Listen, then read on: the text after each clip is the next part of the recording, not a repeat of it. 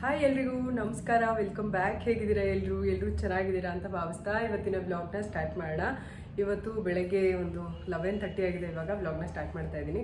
ಬನಶಂಕರಿ ದೇವಸ್ಥಾನಕ್ಕೆ ಹೋಗೋಣ ಅಂತೇಳಿ ಹೊರಟಿದ್ದೀನಿ. ಆ್ಯಕ್ಚುಲಿ ಬೆಳಗ್ಗೆ ಹೋಗಬೇಕು ಅನ್ನೋ ಪ್ಲ್ಯಾನ್ ಏನು ಇರಲಿಲ್ಲ. ನಾನು ಸ್ವಲ್ಪ ಇವತ್ತು ಮತ್ತೆ ಪ್ಯಾಕಿಂಗ್ ಎಲ್ಲ ಇತ್ತು, ಅದನ್ನು ಮಾಡ್ಕೊಳ್ಳೋಣ ಅಂತ ಅಂದ್ಕೊಂಡಿದ್ದೆ. ನಮ್ಮವರು ಹೋಗೋಣ ಸ್ವಲ್ಪ ದೇವಸ್ಥಾನಕ್ಕೆ ಹೋಗೋದು ಅಂತ ಅಂದರು. ಬನಶಂಕರಿ ದೇವಸ್ಥಾನಕ್ಕೆ ಹೋಗಿ ರೆಡಿಯಾಗಿದ್ದೀವಿ ಅಂತ. ಹಾಗಾಗಿ ದೇವಸ್ಥಾನಕ್ಕೆ ಹೋಗೋದು ಯಾಕೆ ಮಿಸ್ ಮಾಡ್ಕೊಳ್ಳೋದು, ತುಂಬ ದಿನ ಆಗಿತ್ತು ಬನಶಂಕರಿಗೆ ನಾವು ಕೂಡ ಹೋಗಿ. ಹಾಗಾಗಿ ರೆಡಿ ಆದೆ, ಹೋಗ್ಬಿಟ್ಟು ಬಂದುಬಿಡೋಣ, ಬೇಗ ಬಂದುಬಿಟ್ಟು ಆಮೇಲೆ ಮಾಡ್ಕೊಳ್ಳೋಣ ಅಂಥೇಳಿ ರೆಡಿ ಆಗಿದ್ದೀನಿ. ಇವಾಗ ಸೀರೆ ಉಟ್ಕೊಂಡಿದ್ದೀನಿ. ಆ್ಯಕ್ಚುಲಿ ಎಲ್ಲ ಸೀರೆಗಳನ್ನ ಒಳಗೆ ಇಟ್ಬಿಟ್ಟಿದ್ದೆ, ಒಂದು 4-5 ಮಾತ್ರ ಇತ್ತು. ಅದರಲ್ಲಿ ಇದ್ರದ್ದು ಬ್ಲೌಸು ಓಕೆ ರೆಡಿ ಇತ್ತು, ಅದ್ರದ್ದು ಸೀರೆ ಬ್ಲೌಸ್ಗಳೆಲ್ಲ ಸಪ್ರೇಟ್ ಇಟ್ಬಿಟ್ಟಿದೆ, ಬರೀ ಸೀರೆಗಳು ಮಾತ್ರ ಇತ್ತು. ಹಾಗಾಗಿ ಇದೇ ಸೀರೆನೇ ಉಟ್ಕೊಂಡೆ. ಅವತ್ತಿನೂ ಡ್ರೈ ಕ್ಲೀನ್ ಮಾಡಿಸಿಟ್ಟಿದ್ದು, ಆದ್ರೂ ಇದನ್ನೇ ಉಟ್ಕೊಂಡೆ. ಡ್ರೆಸ್ ಹಾಕೊಂಡದ ಅಂತ ಅಂದ್ಕೊಂಡೆ. ಆಮೇಲೆ ತುಂಬ ದಿನ ಆದಮೇಲೆ ಬನಶಂಕರಿ ದೇವಸ್ಥಾನಕ್ಕೆ ಹೋಗ್ತೇನೆ, ಸೀರೆ ಉಟ್ಕೊಂಡು ಹೋಗೋಣ ಅಂತ ಅನ್ನಿಸ್ತು. ಹಾಗಾಗಿ ಸೀರೆ ಉಟ್ಕೊಂಡೆ.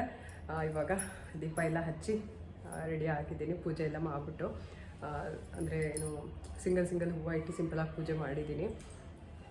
ಇನ್ನು ಹೊಸ ಮನೆಗೆ ಹೋಗಿ ಭಾನುವಾರ ಖಾಲಿ ಮಾಡೋಣ ಅಂತ ಅಂದ್ಕೊಂಡಿದ್ದೀವಿ. ಭಾನುವಾರ ಹಾಲು ಕುಸ್ಬಿಟ್ಟು ಅವತ್ತಿನ ದಿನವೇ ಶಿಫ್ಟಿಂಗ್ ಮಾಡ್ತಾಯಿದ್ದೀವಿ. ಇವಾಗ ದೇವಸ್ಥಾನಕ್ಕೆ ಹೋಗೋಣ. ಹೆಂಗಿರುತ್ತೆ ಇದು ಇವತ್ತಿನ ಡೇ ಅಂತ ಹೇಳಿ ನಿಮ್ಮ ಜೊತೆ ಶೇರ್ ಮಾಡ್ಕೊಳ್ತೀನಿ. ನೋಡಿ, ಇವತ್ತಿನ ವ್ಲಾಗ್ ಇಷ್ಟ ಆದರೆ ಲೈಕ್ ಮಾಡಿ, ಶೇರ್ ಮಾಡಿ, ಹಾಗೂ ಕಮೆಂಟ್ ಮಾಡಿ. ಹಾಗೆ ಸಬ್ಸ್ಕ್ರೈಬ್ ಮಾಡ್ಕೊಂಡೆ ನೋಡ್ತಾ ಇದ್ದರೆ ಸಬ್ಸ್ಕ್ರೈಬ್ ಮಾಡ್ಕೊಳ್ಳಿ, ಸಪೋರ್ಟ್ ಮಾಡಿ. ನಿಮ್ಮ ಒಂದು ಪ್ರೀತಿ ಪ್ರೋತ್ಸಾಹ ಯಾವಾಗಲೂ ಇರಲಿ ಅಂತ ಕೇಳ್ಕೊಳ್ತೀನಿ. ಹಿಂಗಾಗಿ ಹೋಗೋಣ. ವ್ಲಾಗೆಲ್ಲ ಸ್ವಲ್ಪ ಲೇಟ್ ಆಗ್ತಾಯಿದೆ. ಸ್ವಲ್ಪ ಹೊಸ ಮನೆಗೆಲ್ಲ ಶಿಫ್ಟ್ ಆಗಿ ಒಂದು ಸ್ವಲ್ಪ ಇನ್ನೂ ಸುಧಾರಿಸ್ಕೊಳ್ತಾ ಇದ್ದೀನಿ. ಇನ್ನೂ ಕೆಲಸ ಮುಗ್ದಿಲ್ಲ, ಆದ್ರೂ ಕೂಡ ವ್ಲಾಗ್ನ ಪೋಸ್ಟ್ ಮಾಡಬೇಕು. ಒಂದು 3-4 ಡೇಸ್ ಆಗಿದೆ ಆಲ್ರೆಡಿ ಅಂತ ಹೇಳಿ ಇವತ್ತು ಕೂತ್ಕೊಂಡು ವೀಡಿಯೋನ ರೆಡಿ ಮಾಡ್ತಾ ಇದ್ದೀನಿ. ಎಡಿಟ್ ಮಾಡಿ ಎಲ್ಲ ಸ್ವಲ್ಪ ವಾಯ್ಸ್ ಓವರೆಲ್ಲ ಕೊಟ್ಬಿಟ್ಟು ನಾನು ಇವತ್ತಾದರೆ ಇವತ್ತೇ, ಇಲ್ಲ ಅಂತ ಅಂದರೆ ನಾಳೆ ಪೋಸ್ಟ್ ಮಾಡ್ತೀನಿ. ಇವತ್ತು ಯಾವ ವಾರ? ಟ್ಯೂಸ್ಡೇ. ಇವತ್ತು ಕೂತ್ಕೊಂಡು ರೆಡಿ ಮಾಡ್ತಾ ಇದ್ದೀನಿ. ನೋಡೋಣ, ಆದರೆ ನಾನು ನಾಳೆ ಪೋಸ್ಟ್ ಮಾಡ್ತೀನಿ, ಇಲ್ಲ ಟೈಮ್ ಆದರೆ ಇವತ್ತೇ ಪೋಸ್ಟ್ ಮಾಡ್ತೀನಿ. ದೇವಸ್ಥಾನಕ್ಕೆ ಹೋಗ್ಲಿಕ್ಕೆ ಈ ಸೀರೆ ಉಡೋ ಪ್ಲ್ಯಾನ್ ಇರಲಿಲ್ಲ. ಎಲ್ಲ ಸೀರೆನೂ ಪ್ಯಾಕ್ ಮಾಡಿದ್ರಿಂದ ಡ್ರೈ ಕ್ಲೀನ್ ಮಾಡಿ ರೆಡಿ ಮಾಡಿಟ್ಟಿದ್ದು ಸೀರೆ ಉಟ್ಕೊಳ್ಳೋ ಥರ ಆಯಿತು. ಇನ್ನು ಇದನ್ನು ಮತ್ತೆ ಇನ್ನೊಂದು ಸರಿ ಉಟ್ಕೊಂಡು ಆದಮೇಲೆ ಡ್ರೈ ಕ್ಲೀನ್ ಮಾಡಿಸ್ತೀನಿ. ಇಲ್ಲೇ ಸ್ವಲ್ಪ 1 ಅವರ್ 2 ಅವರ್ಸ್ಗಷ್ಟೇ ಉಟ್ಕೊಂಡಿದ್ದು, ಏನಂತ ಗಲೀಜು ಆಗಿಲ್ಲ, ನೀಟಾಗಿ ಇದೆ. ಹಾಗೆ ಸ್ವಲ್ಪ ಒಣಗಿಸ್ಬಿಟ್ಟು ಮಡಚಿ ಇಡ್ತೀನಿ, ಬಿಸಿಲಲ್ಲಿ ಹಾಕಿಬಿಟ್ಟು ಚೆನ್ನಾಗಿರುತ್ತೆ. ಇನ್ನು ಇವಾಗ ಹೊರಡೋಣ ಬನ್ನಿ ಟೆಂಪಲ್ಗೆ. ಬನಶಂಕರಮ್ಮನ ದೇವಸ್ಥಾನಕ್ಕೆ ಹೋಗ್ತಾ ಇದ್ದೀವಿ. ಅಲ್ಲೇನು ಅಷ್ಟಿಷ್ಟು ಜನ ಇರಲ್ಲ, ಇವಾಗ ಭಾರಿ ಜನ ಇರ್ತಾರೆ.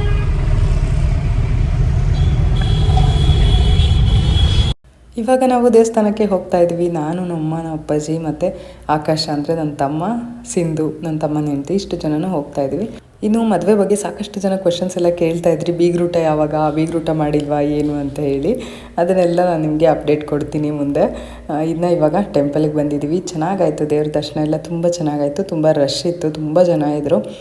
ಚೆನ್ನಾಗಾಯಿತು ದರ್ಶನ ಮಾತ್ರ. ಬನಶಂಕರಿ ದೇವಿ ಎಲ್ಲರಿಗೂ ವಿಡಿಯೋ ನೋಡ್ತಾ ಇರೋರು ಎಲ್ಲರಿಗೂ ಒಳ್ಳೇದು ಮಾಡಲಿ. ಎಷ್ಟು ಜನ ಇಷ್ಟಪಡ್ತೀರಾ ಬನಶಂಕರಿ ದೇವಸ್ಥಾನಕ್ಕೆ ಹೋಗೋಕ್ಕೆ ಅಂತ ಕಮೆಂಟ್ ಮಾಡಿ ತಿಳಿಸಿ. ನಾನಂತೂ ರೆಗ್ಯುಲರಾಗಿ ದೇವಸ್ಥಾನಕ್ಕೆ ಹೋಗ್ತಾನೆ ಇದ್ದೆ ಮುಂಚೆ ಎಲ್ಲ. ಅಂದರೆ ಅವಾಗಿಂದನೂ ಇದೇ ಲೊಕೇಶನಲ್ಲಿ ಇರೋದ್ರಿಂದ ಅವಾಗಂತೂ ಪ್ರತಿ ವಾರ ಹೋಗ್ತಾಯಿದ್ದೆ ನಿಂಬೆಹಣ್ಣು ದೀಪ ಹಚ್ಚಲಿಕ್ಕೆ. 9 ವಾರ ನಿಂಬೆಹಣ್ಣು ದೀಪ ಹಚ್ಚಿದ್ದೀನಿ ನಾನು ಕೂಡ ದೇವಸ್ಥಾನದಲ್ಲಿ, ಆರಕೆ ಮಾಡಿಕೊಂಡು. ನೆರವೇರಿದೆ. ಇಲ್ಲಿ ಏನೇ ಅಂದ್ಕೊಂಡು ನಿಂಬೆಹಣ್ಣು ದೀಪ ಹಚ್ಚಿದ್ರೂ ಕೂಡ ಆಗತ್ತೆ ಅಂತ ಹೇಳ್ತಾರೆ. ತುಂಬ ಜನ ಬಿಲೀವ್ ಮಾಡ್ತಾರೆ. ಎಷ್ಟು 4 ಗಂಟೆಗೆಲ್ಲ ಬಂದು ಕೂತ್ಕೊಂಡ್ಬಿಟ್ಟಿರ್ತಾರೆ ಕ್ಯೂವಲ್ಲಿ ಒಂದೊಂದು ಸರಿ ಶುಕ್ರವಾರದೊತ್ತು.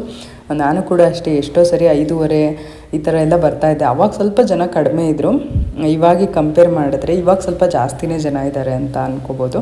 ಇನ್ನು ನಾವು ಊಟಕ್ಕೇನು ಹೋಗಲಿಲ್ಲ, ಲೇಟ್ ಆಗುತ್ತೆ ಅಂತ ಹೇಳಿ. ತುಂಬ ರಶ್ ಇದ್ದಿದ್ದರಿಂದ ನಾವು ಹೊರಟ್ಬಿಟ್ವಿ ಮನೆಗೆ. ಮಗುನ ಮತ್ತು ಅರ್ಚನನ ಬಿಟ್ಟು ಬಂದಿದ್ವಿ ಅಲ್ವಾ, ಹಾಗಾಗಿ ಸ್ವಲ್ಪ ಬೇಗ ಹೊರಟ್ವಿ.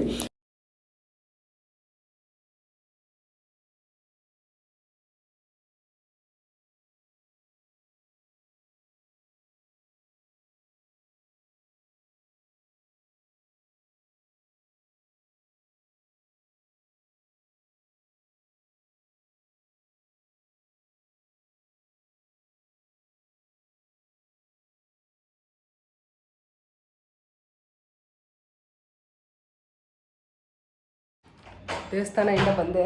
ಅಲ್ಲಿ ದೇವಸ್ಥಾನದಿಂದ ಬಂದುಬಿಟ್ಟು ಡ್ರೆಸ್ ಚೇಂಜ್ ಮಾಡ್ಕೊಂಡಿದ್ದೀನಿ. ಐಸ್ ಕ್ರೀಮ್ ಮಾಡಿದ್ದೆ, ಮ್ಯಾಂಗೋ ಐಸ್ ಕ್ರೀಮು. ನಮ್ಮ ಕೃಷ್ಣ ನೋಡಿ ತಿಂತಾ ಇದ್ದಾನೆ, ಎಷ್ಟು ಉಳಿಸಿದ್ದಾನೆ. ಇನ್ನೂ ಒಂದು ಸ್ವಲ್ಪ ಸ್ಪೆಷಲಾಗಿ ಮಾಡಿದ್ದೀನಿ, ಅದನ್ನು ತೋರಿಸ್ತೀನಿ ರೀ.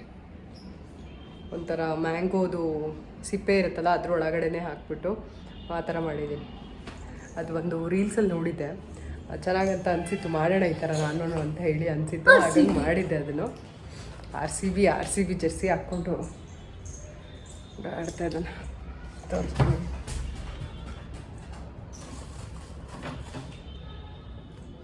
ಈ ಥರ ಇದ್ರೊಳಗಡೆ ಐಸ್ ಕ್ರೀಮ್ ಇದೆ.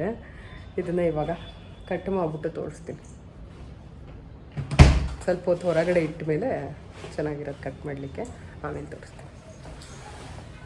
ಇತ್ತೀಚೆಗಂತೂ ವೀಡಿಯೋನೇ ಮಾಡಿಲ್ಲ, ಅದರಲ್ಲೂ ರೆಸಿಪಿ ವಿಡಿಯೋ ಅಂತೂ ಮಾಡೇ ಇಲ್ಲ. ನನಗಂತೂ ಎಷ್ಟು ಅನಿಸ್ತಾ ಇದೆ ಅಂತ ಅಂದರೆ ರೆಸಿಪೀಸ್ ಎಲ್ಲ ತೋರಿಸಿ ಎಷ್ಟೊಂದು ದಿನ ಆಗಿದೆ ಅಲ್ಲ ಅಂತ ನಂಗೆ ಫೀಲ್ ಆಗ್ತಾಯಿತ್ತು. ಮ್ಯಾಂಗೋ ಐಸ್ ಕ್ರೀಮ್ ಮಾಡಿದ್ದೆ ಆಯಿತಾ. ಅದ್ರದ್ದು ರೆಸಿಪಿ ತೊಗೋಬೇಕು ಅಂದ್ಕೊಂಡೆ, ನಾನು ಹರಿಬರಿಯಲ್ಲಿ ಮಾಡಿದೆ, ಹಾಗಾಗಿ ರೆಸಿಪಿ ಕೂಡ ತೊಗೊಳಕ್ಕಾಗಲಿಲ್ಲ. ಮನೆಯಲ್ಲೂ ಕೂಡ ಅಷ್ಟು ನೀಟಾಗಿರಲಿಲ್ಲ. ಪಾತ್ರೆಗಳೆಲ್ಲ ಕಟ್ಟಿಟ್ಟಿದ್ನ, ಎಲ್ಲ ರೆಡಿ ಮಾಡಿಟ್ಟಿದ್ದೆ. ಏನೋ ನನ್ನ ಮಗ ತುಂಬ ಕಾಟ ಕೊಡ್ತಾಯಿದ್ದೆ, ಏನಾದ್ರು ಮಾಡು ಅಂತೇಳಿ. ಹಾಗಾಗಿ ಮ್ಯಾಂಗೋಸ್ ತಂದಿದ್ರಲ್ಲ, ಪಟ್ ಅಂತ ಹೇಳ್ಬಿಟ್ಟು ಮ್ಯಾಂಗೋ ಐಸ್ ಕ್ರೀಮ್ ಮಾಡಿದ್ದೆ. ಈ ರೀತಿ ಸ್ವಲ್ಪ ಡಿಫ್ರೆಂಟಾಗಿ ಕೂಡ ಮಾಡಿದ್ದೆ, ಮಾವಿನಕಾಯಿ ಸಿಪ್ಪೆನಲ್ಲಿ ಇನ್ಸ್ಟಾಗ್ರಾಮಲ್ಲಿ ನೋಡಿ. ಅದು ಕೂಡ ತುಂಬಾ ಚೆನ್ನಾಗಿ ಬಂದಿತ್ತು, ಟೇಸ್ಟ್ ಅಂತೂ ಸಖತ್ತಾಗಿತ್ತು. ಇನ್ನು ಇವತ್ತಿನ ವ್ಲಾಗಲ್ಲಿ ನಾನು ಅನಿಲ್ ಇಬ್ಬರೂ ಸೌತಡ್ಕ ಹೋಗಿದ್ದು, ಮತ್ತು ಧರ್ಮಸ್ಥಳ ಹೋಗಿದ್ದು, ಹಾಗೆಯೇ ಕಟೀಲ್ ದುರ್ಗಾ ಪರಮೇಶ್ವರಿ ದೇವಸ್ಥಾನಕ್ಕೆ ಹೋಗಿದ್ವಿ. ತುಂಬ ದಿವಸದಿಂದ ಅಂದ್ಕೊಳ್ತಾ ಇದ್ವಿ ಹೋಗಬೇಕು ಅಂತೇಳಿ. ಅಲ್ಲಿಗೂ ಕೂಡ ಹೋಗಿದ್ವಿ. ಅಲ್ಲಿ ಕೂಡ ಒಂದಷ್ಟು ಕ್ಲಿಪ್ಪಿಂಗ್ಸ್ನ ತೊಗೊಂಡಿದ್ದೆ, ಅದನ್ನು ಶೇರ್ ಮಾಡೋದಕ್ಕಾಗಿರಲಿಲ್ಲ. ಇವತ್ತಿನ ವ್ಲಾಗಲ್ಲಿ ಶೇರ್ ಮಾಡ್ತೀನಿ. ಇವತ್ತಂತೂ ಬನಶಂಕರಿ ದೇವಸ್ಥಾನದ್ದು, ಹಾಗೆಯೇ ಕಟೀಲು, ಸೌತಡ್ಕ, ಧರ್ಮಸ್ಥಳ ಎಲ್ಲ ಟೆಂಪಲ್ಸ್ನ ನಿಮಗೆ ತೋರಿಸ್ತಾ ಇದ್ದೀನಿ. ನೋಡಿ ನಿಮಗೂ ಕೂಡ ಇಷ್ಟ ಆಗ್ಬೋದು ಅಂತ ಅಂದ್ಕೊಳ್ತೀನಿ. ಇವತ್ತಿನ ಈ ವ್ಲಾಗ್ ನಿಮಗೆ ಇಷ್ಟ ಆದರೆ ಖಂಡಿತ ಲೈಕ್ ಮಾಡಿ, ಶೇರ್ ಮಾಡಿ, ಹಾಗೂ ಕಮೆಂಟ್ ಮಾಡಿ, ಹಾಗೂ ಸಬ್ಸ್ಕ್ರೈಬ್ ಮಾಡ್ಕೊಂಡು ನೋಡಿ, ಸಪೋರ್ಟ್ ಮಾಡಿ. ಇನ್ನು ಇವತ್ತು ನಮ್ಮ ಹೊಸ ಮನೆಯ ವ್ಲಾಗ್ ಕೂಡ ನಿಮ್ಮ ಜೊತೆ ಶೇರ್ ಮಾಡ್ಕೊಳ್ತಾ ಇದ್ದೀನಿ. ಹೊಸ ಮನೆಗೆ ಹೋಗಿದ್ದು, ಪೂಜೆ ವ್ಲಾಗ್ ಅದೆಲ್ಲ ಶೇರ್ ಮಾಡ್ಕೊಳ್ತಾ ಇದ್ದೀನಿ. ಅಂದರೆ ಜಾಸ್ತಿ ಕ್ಲಿಪ್ಪಿಂಗ್ಸ್ ತೊಗೊಂಡಿರಲಿಲ್ಲ ನಾನು ಎಲ್ಲೂ, ಹಾಗಾಗಿ ಸ್ವಲ್ಪ ಎಲ್ಲ ಕ್ಲಿಪ್ಪಿಂಗ್ಸ್ನು ಒಂದೇ ವಿಡಿಯೋದಲ್ಲಿ ಸ್ವಲ್ಪ ಆ್ಯಡ್ ಮಾಡ್ತಾ ಇದ್ದೀನಿ. ಹಾಗೆಯೇ ಹೊಸ ಮನೆ ಬಗ್ಗೆ ಸಾಕಷ್ಟು ಕ್ವೆಶನ್ಸ್ ಇದೆ, ಅದನ್ನು ನಾನು ನೆಕ್ಸ್ಟ್ ವ್ಲಾಗಲ್ಲಿ ನಿಮಗೆ ಆನ್ಸರ್ ಮಾಡ್ತೀನಿ. ಓಕೆನಾ. ಹೊಸ ಮನೆ ರೆಂಟ್ ಎಷ್ಟು, ಹಾಗೆಯೇ ಹೇಗೆ ನೋಡಿದ್ರಿ, ಹೆಂಗೆ ಸಿಕ್ತು, ಏನು ಲೀಸಾ ಅಥವಾ ಏನು ಅಂತೆಲ್ಲ ಕೇಳ್ತಾ ಇದ್ರಿ. ಅದೆಲ್ಲದನ್ನು ನಾನು ನೆಕ್ಸ್ಟ್ ಬ್ಲಾಗಲ್ಲಿ ನಿಮ್ಮ ಜೊತೆ ಶೇರ್ ಮಾಡ್ಕೊಳ್ತೀನಿ. ಒಂದಷ್ಟು ಜಾಗಗಳಿಗೆ ನಾವು ಬಂದಿರ್ತೀವಿ ಸಾಕಷ್ಟು ಸರಿ, ಆದರೂ ಕೂಡ ಇನ್ನೊಮ್ಮೆ ಹೋದಾಗ ಹೊಸ ಅನುಭವ ಆಗೇ ಆಗುತ್ತೆ. ಅದೇ ರೀತಿ ನಮಗೂ ಕೂಡ ಅಷ್ಟೇ. ಈ ಸರಿ ನಾವು ಈ ಕಡೆ ಬಂದಾಗ ಅಂತ ಅಂದರೆ ಧರ್ಮಸ್ಥಳ ಮತ್ತು ಕುಕ್ಕೆ ಮತ್ತು ಮೂಡುಬಿದ್ರೆ ಈ ಸೈಡ್ ಎಲ್ಲ ಬಂದಾಗ ಇನ್ನೂ ಒಂಥರ ಹೊಸ ಎಕ್ಸ್ಪೀರಿಯನ್ಸ್ ಅಂತ ಹೇಳ್ಬೋದು. ಯಾಕೆಂದರೆ ಈ ಕಡೆ ನಾವು ಇಲ್ಲಿವರೆಗೂ ಟೂ ವೀಲರಲ್ಲಿ ಯಾವತ್ತೂ ಹೋಗೇ ಇರಲಿಲ್ಲ. ಈ ಒಂದು ಕಾಡು, ಒಂಥರ ಸುತ್ತಮುತ್ತ ಹಸಿರು, ಇದ್ರ ಮಧ್ಯದಲ್ಲಿ ಗಾಡಿಯಲ್ಲಿ ಹೋಗೋದು ಒಂಥರ ಚೆನ್ನಾಗಿತ್ತು ಅಂತ ಹೇಳ್ಬೋದು. ಇಲ್ಲಿವರೆಗೂ ನಾವು ಬಂದಾಗೆಲ್ಲ ಟ್ರೈನಲ್ಲಿ ಬಂದಿದ್ದೀವಿ, ಬಸ್ಸಲ್ಲಿ ಬಂದಿದ್ದೀವಿ, ಹಾಗೆಯೇ ಕಾರಲ್ಲಿ ಬಂದಿದ್ದೀವಿ. ಆದರೆ ಈ ರೀತಿ ಗಾಡಿನಲ್ಲಿ ಓಡಾಡಿದ್ದು ಒಂಥರ ಚೆನ್ನಾಗಿತ್ತು. ತುಂಬಾ ಖುಷಿಯಾಯಿತು ನಮಗೆ. ನಿಮಗೆ ರೆಂಟ್ ಎಲ್ಲಿ ತೊಗೊಂಡ್ರಿ ಅಂತ ಕೇಳ್ತಾ ಇದ್ರಿ. ನಾವು ಗಾಡಿನ ರೆಂಟಿಗೆ ತೊಗೊಂಡಿದ್ದು ಬಂದು ಮೂಡುಬಿದ್ರೆನಲ್ಲಿ ಟೂ ವೀಲರ್ಸು ರೆಂಟ್ಗೆ ಮತ್ತು ಕಾರ್ ರೆಂಟ್ಗೆ ಎಲ್ಲ ಕೊಡ್ತಾರೆ ಅವರು. ಅಲ್ಲಿ ತೊಗೊಂಡಿದ್ದಂಥದ್ದು. ಅವರ ಡೀಟೇಲ್ಸ್ ಎಲ್ಲ ನನಗೆ ನನಗೆ ಗೊತ್ತಿಲ್ಲ ಅಷ್ಟು. ನೋಡೋಣ, ಅನಿಲ್ ಹತ್ರ ನಾನು ನೆಕ್ಸ್ಟ್ ವ್ಲಾಗಲ್ಲಿ ಇಸ್ಕೊಂಡ್ಬಿಟ್ಟು ನಿಮಗೆ ಡೀಟೇಲ್ಸ್ನ ಶೇರ್ ಮಾಡ್ತೀನಿ. ಯಾರಿಗಾದರೂ ಹೆಲ್ಪ್ ಆಗ್ಬೋದು. ನೀವೇನಾದರೂ ಹೋದಾಗ ಸುತ್ತಮುತ್ತ ಓಡಾಡಲಿಕ್ಕೆ ಆರಾಮಾಗಿ ಯೂಸ್ ಮಾಡ್ಕೋಬೋದು. 150 ಕಿಲೋಮೀಟರ್ಸ್ ಅಷ್ಟು ದೂರ ಓಡಿಸ್ಬೋದು. 24 hours ಏನೋ ಕೊಡ್ತಾರೆ. ಟೂ ವೀಲರ್ ಅಂದರೆ ಈ ಥರ ಸ್ಕೂಟಿ ಎಲ್ಲ ಆದರೆ 500 ರುಪೀಸ್ ಏನೋ 450 ಏನೋ ತೊಗೊಳ್ತಾರೆ. ಹೆಲ್ಮೆಟ್ ಎಕ್ಸ್ಟ್ರಾ ತೊಗೊಂಡ್ರೆ ಅಂದರೆ ಒಂದು ಹೆಲ್ಮೆಟ್ಗೆ ಫ್ರೀ ಕೊಡ್ತಾರೆ. ಇನ್ನೊಂದು ಹೆಲ್ಮೆಟ್ ಎಕ್ಸ್ಟ್ರಾ ತೊಗೊಂಡ್ರೆ ಅದಕ್ಕೆ 50 ರುಪೀಸ್ ಏನೋ ಚಾರ್ಜ್ ಮಾಡ್ತಾರೆ. ಇನ್ನು 450 ರುಪೀಸ್ 24 hours ತೊಗೊಂಡ್ರು. ನಮಗೆ ಓಕೆ ವರ್ತ್ ಅಂತ ಅನ್ನಿಸ್ತು. ಯಾಕೆಂದರೆ ನಾವು ಅಲ್ಲಿಂದ ಅಲ್ಲಿಗೆ ಬಸ್ಸಲ್ಲಿ ಇಲ್ಲಿ ವಾಪಸ್ ಹೋಗೋದು ಬರೋದು ಎಲ್ಲ ಎಷ್ಟೊಂದೆಲ್ಲ ಲೆಕ್ಕಾಚಾರ ಹಾಕ್ಕೊಂಡ್ರೆ ಟೈಮಿಂಗ್ಸ್ ಕೂಡ ನಮಗೆ ಉಳಿಯುತ್ತೆ. ಹಾಗೆಯೇ ಒಂಥರ ಒಳ್ಳೆ ಎಕ್ಸ್ಪೀರಿಯನ್ಸ್ ಮಾಡಿದ್ವಿ ಅಂತ ಹೇಳ್ಬೋದು. ಹಾಗಾಗಿ ನಾವು ಗಾಡಿ ರೆಂಟ್ಗೆ ತೊಗೊಂಡಿದ್ದಂಥದ್ದು. ಇವಾಗ ನಾವು ಧರ್ಮಸ್ಥಳದಿಂದ ಸೌತಡ್ಕ ಹೋಗ್ತಾ ಇದ್ದೀವಿ. ಧರ್ಮಸ್ಥಳದಿಂದ ನಾವು ಸೌತಡ್ಕಗೆ ಬರೀ 17 ಕಿಲೋಮೀಟರ್, 15 to 17 ಕಿಲೋಮೀಟರ್ಸ್ ಏನೋ ಆಗುತ್ತೆ. ತುಂಬಾ ಹತ್ತಿರ ಇದೆ. ತುಂಬ ಜನ ಜಾಸ್ತಿ ಕೂಡ ಇದ್ದರು ಇಲ್ಲಿ.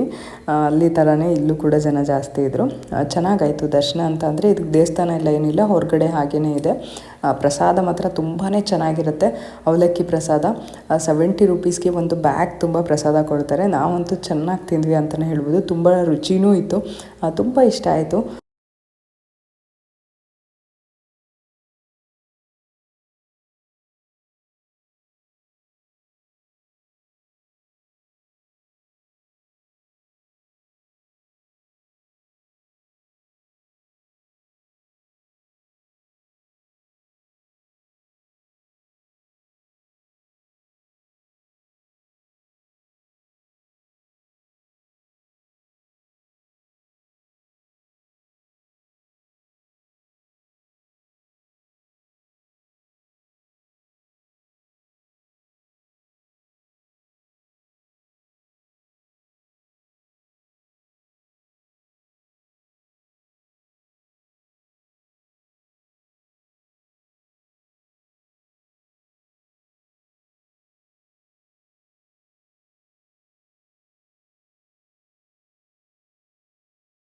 ಇನ್ನು ಅಲ್ಲಿಂದ ನಾವು ಬಂದಿದ್ದಂಥದ್ದು ಕಟೀಲು ದುರ್ಗಾ ಪರಮೇಶ್ವರಿ ದೇವಸ್ಥಾನಕ್ಕೆ.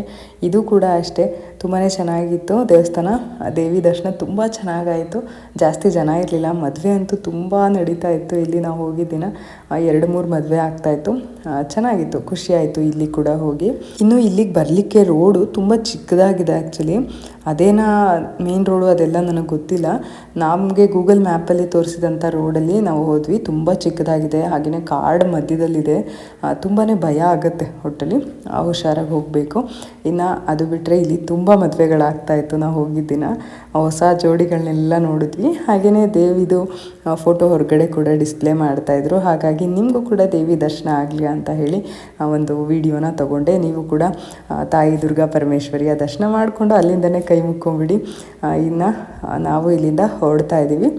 ಇದು ನಾನೇನು ಕಟೀಲು ಮತ್ತು ಧರ್ಮಸ್ಥಳ ಮತ್ತು ಸೌತಡ್ಕಾಗೆ ಹೋಗಿದ್ದಂಥದ್ದು ಒಂದಷ್ಟು ಕ್ಲಿಪ್ಪಿಂಗ್ನ ನಿಮ್ಮ ಜೊತೆ ಕೂಡ ಶೇರ್ ಮಾಡ್ಕೊಂಡಿದ್ದೀನಿ.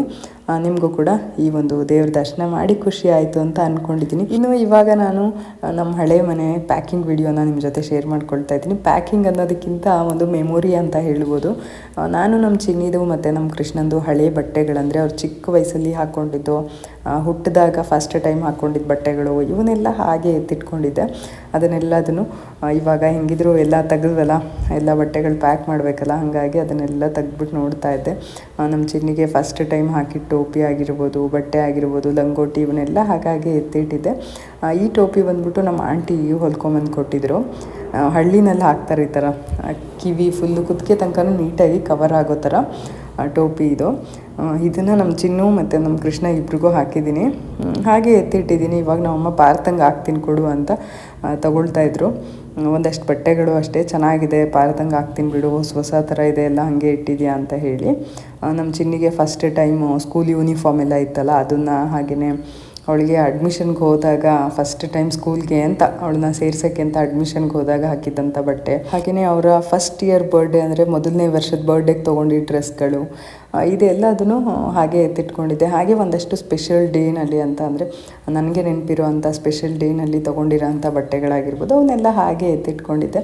ಅದನ್ನೆಲ್ಲ ನೋಡ್ತಾ ಇದ್ದೆ, ಚೆನ್ನಾಗಿತ್ತು. ಇದು ಅನಿಲ್ ತುಂಬ ಇಷ್ಟಪಟ್ಟು ತೊಗೊಂಬಂದಿದ್ದಂಥ ಶರ್ಟು ನಮ್ಮ ಕೃಷ್ಣಂಗೆ, ಅದನ್ನು ನೋಡ್ತಾ ಇದ್ದೆ. ಅದೇ ಹೇಳ್ತಾಯಿದ್ರು, ಅನಿಲ್ ಹಾಕ್ತಾನೇ ಇರಲಿಲ್ಲ, ನಾನು ಎಷ್ಟು ಇಷ್ಟಪಟ್ಟು ತೊಗೊಂಬಂದೆ, ಇವಾಗ ನೋಡಿಬಿಟ್ಟು ಚೆನ್ನಾಗಿದೆ ಅಂತ ಹೇಳ್ತಾ ಇದೆಯಾ ಅಂತ ಹೇಳಿ. ಇನ್ನು ಇದು ಬಂದು ನಮ್ಮ ಚಿನ್ನಿದು ಫಸ್ಟ್ ಬರ್ತಡೇನಲ್ಲಿ ತೊಗೊಂಡಿದ್ದಂಥ ಡ್ರೆಸ್, ಇದು ಲೆಹಂಗಾ. ಆ ಡ್ರೆಸ್ನ ತುಂಬ ಇಷ್ಟಪಟ್ಟು ಹಾಕ್ಕೊತಾ ಇದ್ಲು. ಆಗಲೇ ತುಂಬ ಕಾಸ್ಟ್ಲಿ ಅಂತ ತೊಗೊಂಡಿದ್ದಂಥ ಡ್ರೆಸ್ ಅದು. ಇನ್ನು ನಮ್ಮ ಕೃಷ್ಣಂದಂತೂ ಬಟ್ಟೆಗಳು ರಾಶಿ. ಚಿಕ್ಕವನಿದ್ದಾಗ ತುಂಬ ಬಟ್ಟೆಗಳನ್ನ ತೊಗೊಂಡ್ಬಿಟ್ಟಿದ್ದೀನಿ ನಾನು ಅವನಿಗೆ. ಇವಾಗ ನೋಡಿದ್ರೆ ಹಂಗೆ ಅನ್ನಿಸ್ತಾ ಇದೆ, ಎಲ್ಲ ಬಟ್ಟೆಗಳು ಹಾಗೆ ಇಟ್ಟಿದೆ. ಇದು ಅವ್ನು ಫಸ್ಟ್ ಬರ್ತಡೇನಲ್ಲಿ ತೊಗೊಂಡಿದ್ದಂಥ ಡ್ರೆಸ್ಸು. ಆಗ್ತಾನೆ ನಡೀತಾ ಇದ್ದ. ಈ ಡ್ರೆಸ್ ಹಾಕಿದಾಗ ಒಂದು 4 ಹೆಜ್ಜೆ ಇಡೋನು, ಕೆಳಗಡೆ ಬೀಳೋನು. ನಾನು ಕೈ ಹಿಡ್ಕೊಂಡು ನಿಂತ್ಕೊಂಡಿದ್ದ ಫೋಟೋ ಕೂಡ ಹಾಗೆ ಇದೆ. ಇನ್ನು ಎಲ್ಲ ನೆನಪಾಗ್ತಾ ಇರತ್ತೆ ಈ ಬಟ್ಟೆಗಳೆಲ್ಲ ಓಪನ್ ಮಾಡಿದಾಗ. ಹಳೆ ಮೆಮೊರೀಸ್ ಎಲ್ಲ ಮತ್ತೆ ವಾಪಸ್ ಬಂದು ಹೋಗುತ್ತೆ. ಚಿಕ್ಕ ಮಕ್ಕಳು ಇದ್ದಾಗಲೇ ಚೆನ್ನಾಗಿತ್ತು ಅಂತ ಅನಿಸುತ್ತೆ. ಬಟ್ ಚಿಕ್ಕ ಮಕ್ಕಳು ಇದ್ದಾಗ ಎಷ್ಟು ಬೇಗ ದೊಡ್ಡೋರಾಗ್ತಾರಪ್ಪ, ಸಾಕಾಗಿದೆ ಎತ್ಕೊಂಡು ಅಂತ ಅನಿಸುತ್ತೆ. ಅದೇ ದೊಡ್ಡವರಾದಾಗ ಇಲ್ಲ, ಅವ್ರಿನ್ನೂ ಚಿಕ್ಕವರಾಗೇ ಇರಬೇಕಿತ್ತು ಅಂತ ಅನಿಸುತ್ತೆ. ನೀವೆಲ್ಲ ಎಷ್ಟು ಜನ ಈ ಥರ ಫೀಲ್ ಮಾಡ್ತೀರಾ ಅಂತ ಕಮೆಂಟ್ ಮಾಡಿ ತಿಳಿಸಿ. ಅಂದರೆ ಮಕ್ಕಳು ಚಿಕ್ಕವರಿದ್ದಾಗ ಅಯ್ಯೋ ಬೇಗ ನಡೆದುಬಿಡ್ಲಿ, ಬೇಗ ಮಾತಾಡ್ಬಿಡ್ಲಿ ಅಂತ ಅನಿಸುತ್ತೆ. ಅದೇ ಅವರು ದೊಡ್ಡವರಾದಮೇಲೆ ಇಲ್ಲಪ್ಪ ಅವ್ರಿನ್ನೂ ಚಿಕ್ಕವರಾಗೇ ಇರಬೇಕಿತ್ತು ಅಂತ ಅನಿಸುತ್ತಲ್ಲ, ಆ ಫೀಲು ಎಷ್ಟು ಜನ ಮಾಡ್ತೀರಾ ಅಂತ ಕಮೆಂಟ್ ಮಾಡಿ ತಿಳಿಸಿ, ಓಕೆನಾ? ಹಾಗೆಯೇ ಎಷ್ಟು ಜನ ಈ ರೀತಿ ಮೆಮೊರೀಸ್ಗೋಸ್ಕರ ಎಲ್ಲ ಎತ್ತಿಟ್ಟಿರ್ತೀರಾ, ಅದನ್ನು ಕೂಡ ಕಮೆಂಟ್ ಮಾಡಿ ತಿಳಿಸಿ. ನಾನಂತೂ ಈ ರೀತಿ ಸಾಕಷ್ಟು ವಸ್ತುಗಳಾಗಿರ್ಬೋದು, ಬಟ್ಟೆಗಳಾಗಿರ್ಬೋದು, ಈ ಥರ ಎಲ್ಲ ಎತ್ತಿಟ್ಕೊಳ್ತಾ ಇರ್ತೀನಿ. ಹಾಯ್ ಎಲ್ರಿಗೂ ನಮಸ್ಕಾರ. ಇವಾಗ ಹೊಸ ಮನೆಯಿಂದ ವ್ಲಾಗ್ ಮಾಡ್ತಾಯಿದ್ದೀನಿ. ಫಸ್ಟ್ ಟೈಮು ಹಾಲುಕ್ಸೋಕ್ಕೆ ಅಂತ ಬಂದಿದ್ದೀವಿ. ಎಲ್ಲ ತಯಾರಿ ಮಾಡ್ಕೊಳ್ತಾ ಇದ್ದೆ. ವೀಡಿಯೋ ಯಾರು ಮಾಡೋರಿರಲಿಲ್ಲ, ಅದಕ್ಕೆ ನಾನೇ ಎಲ್ಲ ತಯಾರಿ ಮಾಡಿಬಿಟ್ಟು ನಾನೇ ವೀಡಿಯೋ ಮಾಡ್ತಾಯಿದ್ದೀನಿ. ಹೋಮ್ ಟೂರ್ ಎಲ್ಲ ಆಮೇಲೆ ಮಾಡ್ತೀನಿ. ಇವಾಗ ಪೂಜೆಗೆ ಏನೇನು ತಯಾರಿ ಮಾಡ್ಕೊಂಡಿದ್ದೀನಿ ಅದನ್ನೆಲ್ಲ ತೋರಿಸ್ತೀನಿ. ಆಯಿತು ಬಿಡು, ಕೀ ಬರಲಿ ಲೈಟು, ಓಕೆ? ಆಮೇಲೆ ಮಾಡೋಣ ಹೋಮ್ ಟೂರು. ಪೂಜೆಗೆಲ್ಲ ತಯಾರಿ ಆಗಿದೆ, ಎಲ್ಲ ರೆಡಿ ಆಗಿದೆ. ಹಾಂ, ತಿಂಡಿ ಮಾಡ್ಕೊಂಡು ತೊಗೊಂಡು ಬಂದಿದ್ದೀನಿ, ತಿನ್ನೋಣ ರೀ. ಹಾಯ್ ಹೇಳಿ. ಹೊಸ ಮನೇಲಿ ಬಂದು ಕೂತಿದ್ದಾರೆ.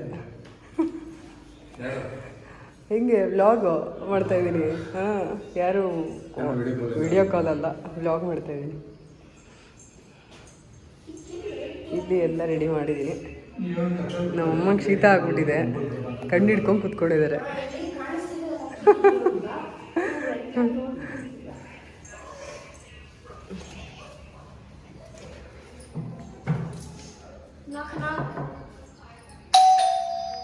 ಇದು ನಮ್ಮ ಹಳೆ ಮನೆ, ಅಂದರೆ ಹಳೆ ಮನೆ ಆಗೋಯ್ತು ಇವಾಗ. ಇಷ್ಟು ದಿನ ಇದೇ ಮನೆಯಲ್ಲೇ ಸಾಕಷ್ಟು ಸಮಯ ಕಳೆದಿದ್ದೀವಿ, ಸಾಕಷ್ಟು ಮೆಮೊರೀಸ್ ಇದೆ, ಸಾಕಷ್ಟು ಹತ್ತಿದ್ದೀನಿ, ಸಾಕಷ್ಟು ನಕ್ಕಿದ್ದೀನಿ, ಖುಷಿಪಟ್ಟಿದ್ದೀನಿ. ಎಷ್ಟೊಂದೆಲ್ಲ ವಿಷಯಗಳು ನಡೆದಿದೆ ಇಲ್ಲಿ. ಆ ಮೆಮೊರೀಸ್ನೆಲ್ಲ ಹೊತ್ಕೊಂಡು ಮುಂದಕ್ಕೆ ಹೋಗ್ತಾ ಇದ್ದೀವಿ. ಈ ಮನೆ ಖಾಲಿ ಮಾಡೋಕ್ಕೆ ನನಗಾಗಲಿ ಅನಿಲ್ಗಾಗಲಿ ಸ್ವಲ್ಪನೂ ಇಷ್ಟ ಇರಲಿಲ್ಲ, ಆದ್ರೂ ಖಾಲಿ ಮಾಡ್ತಾ ಇದ್ದೀವಿ. ರೀಸನ್ ಏನು ಅದೆಲ್ಲದನ್ನು ನಾನು ಕಮಿಂಗ್ ಬ್ಲಾಗ್ಸಲ್ಲಿ ಶೇರ್ ಮಾಡ್ತೀನಿ. ಸಾಕಷ್ಟು ರೀಸನ್ಸ್ ಇದೆ ಇಲ್ಲಿಂದ ಹೋಗೋದಕ್ಕೆ. ಇವತ್ತಿನ ಒಂದು ಪುಟಾಣಿ ಬ್ಲಾಗ್ ಆಗಿತ್ತು ಇದು. ಇದರೊಟ್ಟಿಗೆ ಇವತ್ತಿನ ಬ್ಲಾಗ್ನ ಮುಗಿಸ್ತಾ ಇದ್ದೀನಿ. ಮತ್ತು ನಾನು ನಿಮಗೆ ಸಿಗ್ತೀನಿ ಇನ್ನೊಂದು ಹೊಸ ವಿಡಿಯೋ ಜೊತೆ. ಈ ವಿಡಿಯೋ ಇಷ್ಟ ಆಗಿದ್ದರೆ ಲೈಕ್ ಮಾಡಿ, ಶೇರ್ ಮಾಡಿ, ಹಾಗೂ ಕಮೆಂಟ್ ಮಾಡಿ, ಹಾಗೂ ಸಬ್ಸ್ಕ್ರೈಬ್ ಮಾಡ್ಕೊಂಡು ನೋಡಿ, ಸಪೋರ್ಟ್ ಮಾಡಿ. ನಿಮ್ಮ ಒಂದು ಪ್ರೀತಿ ಪ್ರೋತ್ಸಾಹ ಯಾವಾಗಲೂ ಇರಲಿ ಅಂತ ಕೇಳ್ಕೊಳ್ತಾ ಮತ್ತು ನಾನು ನಿಮಗೆ ಸಿಗ್ತೀನಿ ಇನ್ನೊಂದು ಹೊಸ ವಿಡಿಯೋ ಜೊತೆ. ಬರಲಾ? Bye, see you, thank you for watching.